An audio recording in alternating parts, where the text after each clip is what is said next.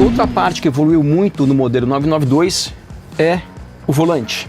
O volante, primeiro de tudo, muitas das funções do próprio carro, que antes você tinha algumas delas no volante, outras no console ou no painel do carro, muitas passaram para o volante.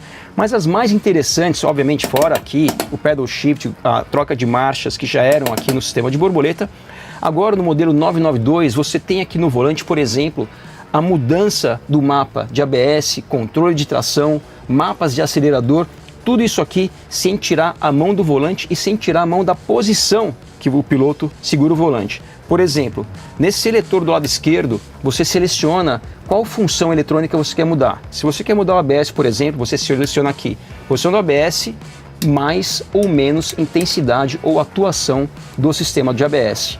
Então qual que é a função disso numa pista?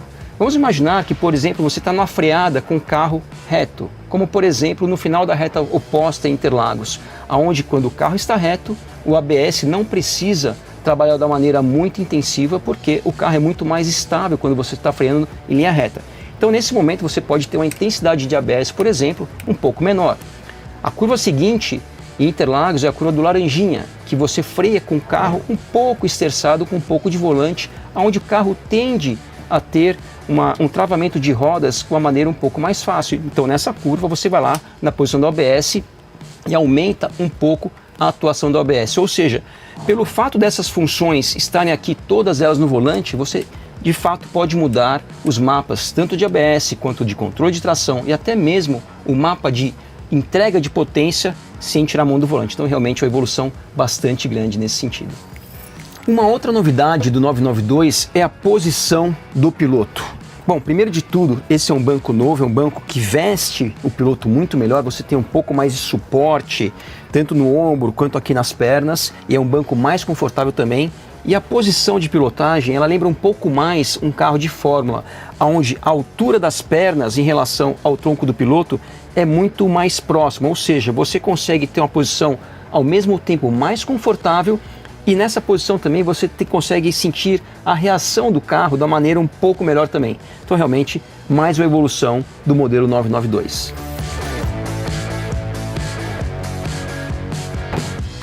Agora que vocês conheceram um pouco sobre a parte interna do 992, no próximo vídeo vou falar um pouco da evolução tanto do chassi quanto da parte aerodinâmica.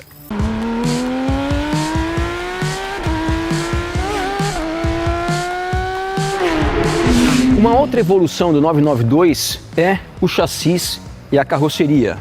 O modelo 992 você tem 70% de alumínio e 30% de aço. Para vocês terem uma ideia, o modelo anterior era exatamente o contrário. Você tinha 70% de aço e 30% de alumínio. E quais são alguns dos benefícios de ter mais alumínio do que aço num carro? Bom, primeiro de tudo a questão da segurança.